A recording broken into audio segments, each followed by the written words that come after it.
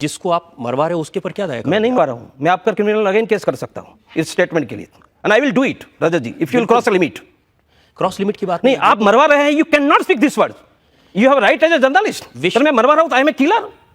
आपने जो काम किए हैं उसके लिए आपको किलर ना कहें तो क्या कहें, और इसके लिए अगर आप केस करना चाहते हैं मेरे ऊपर, आपका स्वागत है। आपको नहीं दिखाई देता है कलकत्ता, आपको नहीं दिखाई दे रहा नोआखली, आपको नहीं दिखाई दे रहा है पूरे देश में हिंदुओं पर हो रहा है अत्याचार। मारने का अधिकार नहीं। हमने कहा मारा है, कहां मारा है? एक उदाहरण बताओ, डॉक्टर तोगड़िया ने किसी को मारा है तो किसी पर हाथ लगाया है? तो अनवेरीफाइड बात के आधार पर आरोप लगाने वाले आप आपसे मैं सवाल पूछ रहा हूं। नहीं, आप आरोप लगाने के लिए खड़े, सवाल पूछने के लिए नहीं खड़े। आप ये कोर्ट में मुझ पर आरोप लगाने के लिए खड़े और आपके पास वेरीफाइड फैक्ट नहीं है, फिर भी आप पूछ रहे हैं, तो आप जानबूझकर मुझे बदनाम कर रहे हैं। बदनाम तो आप है ही, मैं क्या करूंगा उसमें? आप जो कह रहे हैं इसमें से नफरत की गंध आती है। अच्छा, पद्मिनी को जोहर करके 33,000 हमारी माताओं को जला दिया था, तब नफरत की आग नहीं दिखाई दी आपको? तब मैं हमारे 10,000 लोगों को, आज मैं 10 लाख लोगों को पाकिस्तान बनाते कर जला दिया और 2.25 करोड़ को हिजरती बनाया, तब नफरत की आग आपको दिखाई नहीं दे रही थी? और मैं जब ये राष्ट्र को बचाने की बात लोकतांत्रिक पद्धति से करता तो नफरत की आग दिखाई देती है। ये देश में 1 लाख मदरसे जिहाद सिखा रहे हैं, आपको नफरत की आग नहीं दिखाई देती है? आपने सपोर्ट नहीं किया तो भी वो जीत गए, इसका मतलब आपकी सपोर्ट का तो रेलेवेंस है ही नहीं। हमने कभी नहीं कहा है कि हमारे सपोर्ट से भारत में सब कुछ चल रहा है। हम इतना कह रहे हैं कि हिंदू हितों के लिए भारत की राजनीति को प्रभावित करना वह हमारा कर्तव्य है। परिणाम निकलेगा तो भी प्रभावित करेंगे, नहीं निकलेगा तो भी प्रभावित करेंगे। ये देश में 85 करोड़ हिंदू है, यहां हज के लिए सब्सिडी मिलती है, अमरनाथ के लिए टैक्स दिया जाता है। वह हिंदुस्तान में राजनीति हम बर्दाश्त नहीं करेंगे, वह हिंदुओं की आवाज उठाना हमारा काम है। कितना परिणाम निकलता है वो तो परमेश्वर। आवाज तो बहुत जोर जोर से लगा रहे हैं, लेकिन हिंदुओं पर उसका कोई असर नहीं हो रहा। नहीं होता, फिर भी आवाज लगाएंगे।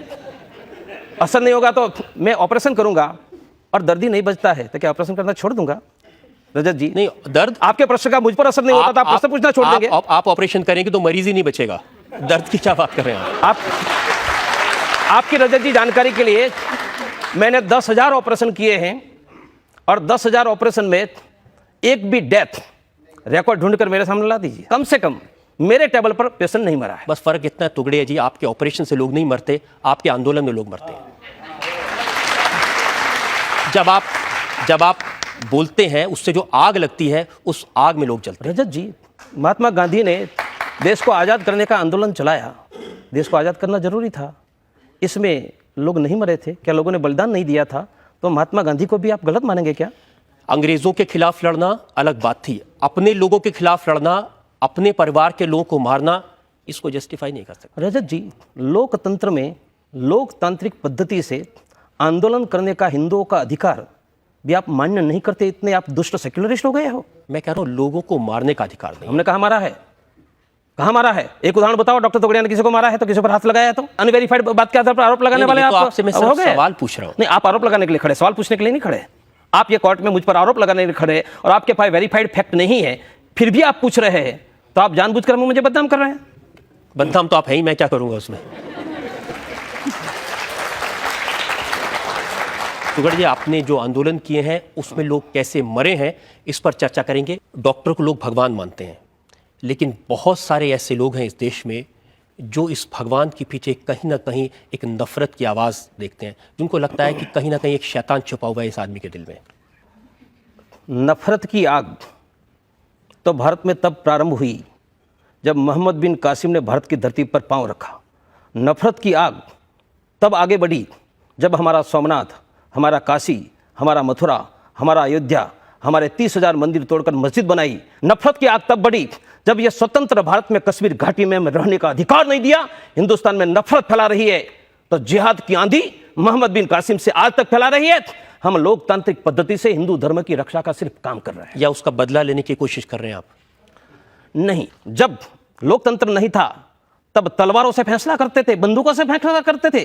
लोकतंत्र है तब हम शासन, संविधान, कानून से फैसला करना चाहते हैं। उसके आधार पर हम जिहाद की आंधी भारत में जो आतंकवाद का स्वरूप ले रही है उसको रोकने का प्रयास कर रहे हैं। लेकिन लोकतंत्र में आपको यह अधिकार किसने दिया कि आप लोगों के घर जला दें? यह अधिकार किसने दिया कि आप लोगों को जान से मार दें? यह अधिकार किसने दिया कि अपनी आवाज़ कहने के लिए महिलाओं के साथ बलात्कार हो? ये किसने अधिकार दे दिया आपको? रजत जी, हमने कहाँ किया है? कश्मीर घाटी में 3 लाख हिंदुओं को गर्भहीन किसने किया? कश्मीर घाटी में हमारी बहन बेटियों की छाती पर पाकिस्तान जिंदाबाद के नारे किस तरह, वो आपको नहीं दिखाई देता है?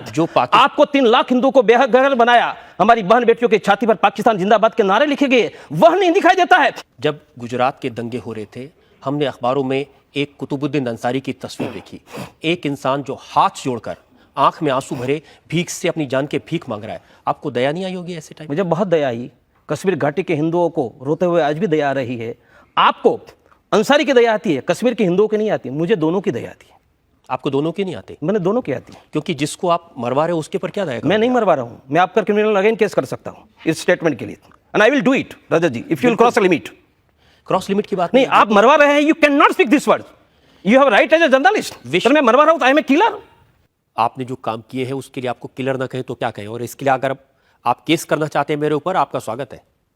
आपको नहीं दिखाई देता है कलकत्ता, आपको नहीं दिखाई दे रहा नोआखली, आपको नहीं दिखाई दे रहा है पूरे देश में हिंदुओं पर हो रहा है अत्याचार, और आप एक ही एंगल लेकर चल रहे हैं। उसका बदला आप गुजरात में लेंगे लोगों से?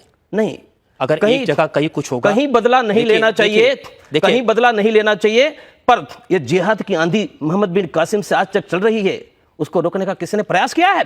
आप लोग तो जिहादियों को डिफेंड कर रहे हैं। देवगढ़िया जी, कश्मीर में जो लोग कर रहे हैं वो बाहर से आए हुए मर्सनरीज हैं। किसने कहा? हमारे देश के लोग नहीं हैं। किसने कहा? और बाहर से आए हुए मर्सनरी है तो दिल्ली के कुछ मुसलमानों ने कश्मीर के हिंदुओं के लिए कुछ निकल, ऐसी घटना सुनी? इराक में मुसलमानों पर हमला होता है तो दिल्ली में 1 लाख मुसलमान निकलते हैं। कश्मीर घाटी में हिंदू को घर से निकाल दिया, दिल्ली में किसी मुसलमानों ने कुछ निकाले क्या? मुसलमान क्या करेंगे तो आप तय नहीं करेंगे ना, उनकी जो मर्जी होगी वो करेंगे। उनका गलत करेंगे वह नहीं कहेंगे, वह भी मुसलमान तय करेगा। आप तय करेंगे क्या? ना, आप तय करिए और उनको कहिए अगर गलत कर रहे हैं, लेकिन मारने का अधिकार नहीं। हमने कहा मारा है? एक उदाहरण दिखाओ।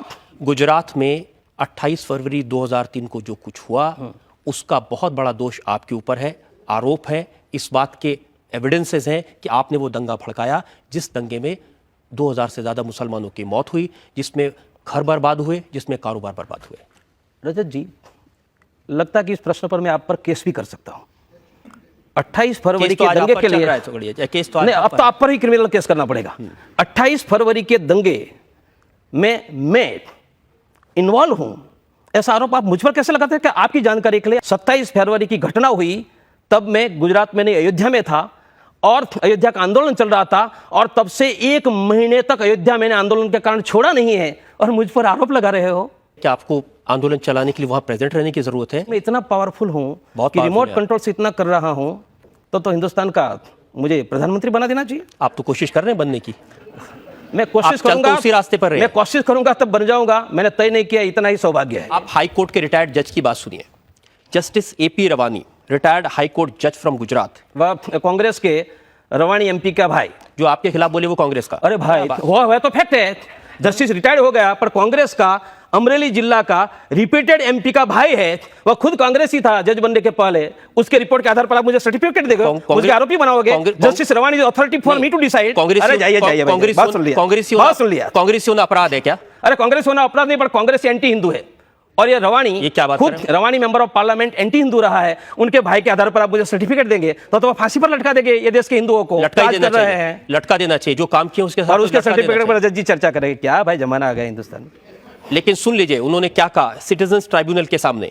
गुजरात हाई कोर्ट के रिटायर्ड जस्टिस AP रवानी, इन्होंने सिटीजन्स ट्राइब्यूनल के सामने आरोप लगाया कि डॉक्टर्स को धमकी दी गई विश्व हिंदू परिषद की तरफ से कि वो मुस्लिम पेशेंट्स का इलाज ना करें।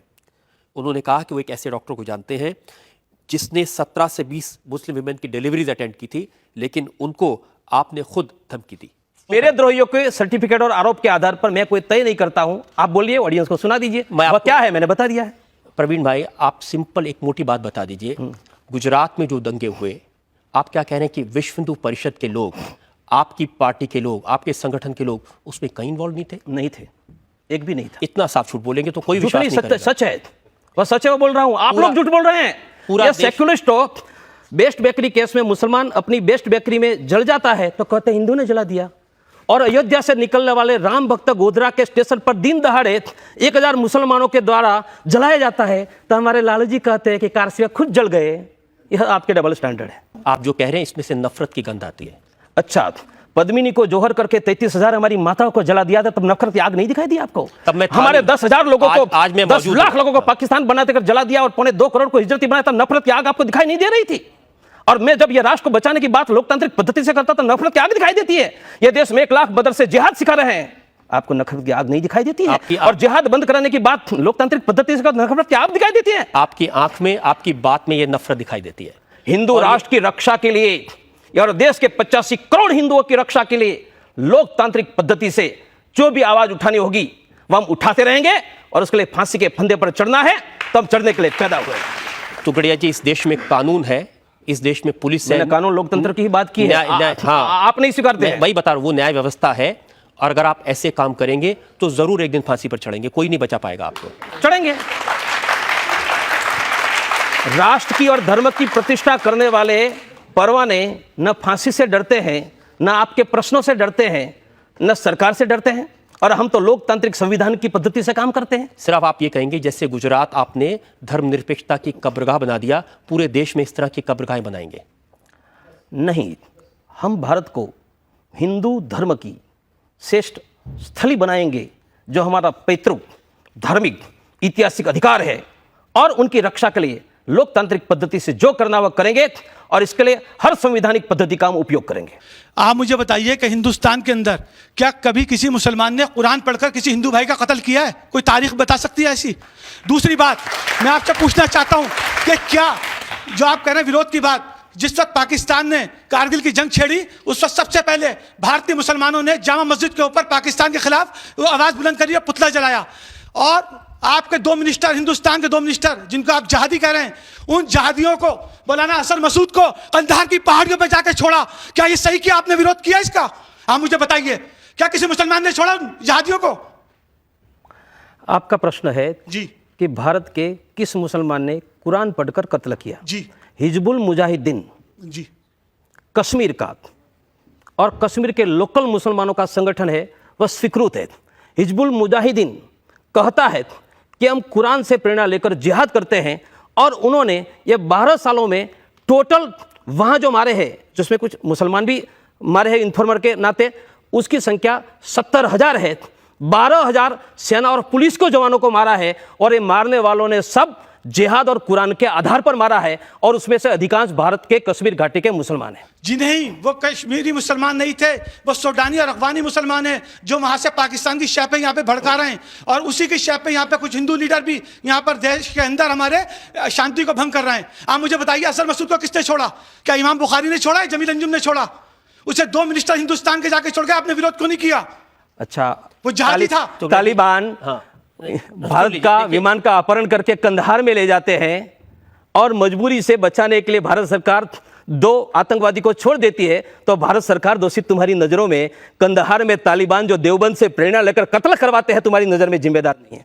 टुकड़े जी, सवाल उनका ये है कि जो कश्मीरी मुस्लिम जिनके ऊपर आप, मैंने कहा ना कश्मीरी मुस्लिम है ही, हिजबुल मुजाहिदीन कश्मीरी लोकल मुस्लिम का संगठन है, वह कत्ल कर रहा है। मेरा प्रश्न का उत्तर बहुत क्लियर हो गया। बात सुन लीजिए, ये तो भारत सरकार के अपने आंकड़े हैं, भारत सरकार के स्टेटमेंट्स हैं कि इस तरह के काम करने वाले जो लोग हैं वो लोग भारत के नागरिक नहीं हैं। मैं आंकड़े देकर रजत जी प्रूव कर सकता हूं कि जो आतंकवादी है, इसमें मेजोरिटी लोकल कश्मीर घाटी के हैं। कश्मीर के अलावा दुनिया के विभिन्न हिस्सों से आने वाले मुसलमानों की संख्या लेस देन 10% है। मेरा प्रश्न ऐसा है कि सूडान का सऊदी का मुसलमान कश्मीर घाटी में आता क्यों है? कश्मीर से लेना देना क्यों है? इसलिए आता है कि कुरान से प्रेरणा लेकर हिंदू काफिरों के विरुद्ध जिहाद करने के लिए वह सूडान से भारत में आता है। अब आप बदल रहे हैं अपनी बात। मैंने दोनों कही। नहीं, आप लोकल मुसलमान क्यों कत्ल करता है हिजबुल मुजाहिदीन, और सूडान से क्यों आता है? वो भी कुरान से प्रेरणा लेकर आता है। भारत सरकार के गृह मंत्री रह चुके लालकृष्ण अडवाणी ने पार्लियामेंट में यह बताया कि जितने लोग ये मर्सनरीज पकड़े गए, जिन लोगों ने अक्षरधाम पर हमला किया, जिन लोगों ने पार्लियामेंट पर हमला किया, जिन लोगों ने कश्मीर में हमारी आर्मी पर हमला किया, मासूमों को मारा, ये सब के सब लोग विदेशी मर्सनरीज थे, ये हिंदुस्तानी नहीं थे, भारतीय नहीं थे। आपने 3-4 घटना का उल्लेख किया। इस समय कश्मीर घाटी के जेल में 10,000 से ज्यादा आतंकवादी पकड़े हुए हैं, ऑलरेडी अरेस्टेड, अंडर जेल। उसमें से विदेशी कितने हैं, लोकल कितने हैं? नॉट 10% विदेशी, 90% आउट ऑफ 10,000, मानी 9,000 से ज्यादा कश्मीरी मुसलमान जिहाद के आधार पर आतंकवाद के कारण कश्मीर की जेल में चढ़ रहे हैं। कौन रिस्पांसिबल है? ऐसे आप गलत लॉजिक कैसे दे रहे हैं? ऐसे बहुत सारे लोग का आरोप है कि वो जो पकड़े गए उनमें बहुत सारे लोग शक के आधार पर पकड़े गए हैं। अच्छा, शक के आधार पर पकड़े गए हैं, वह ठीक है।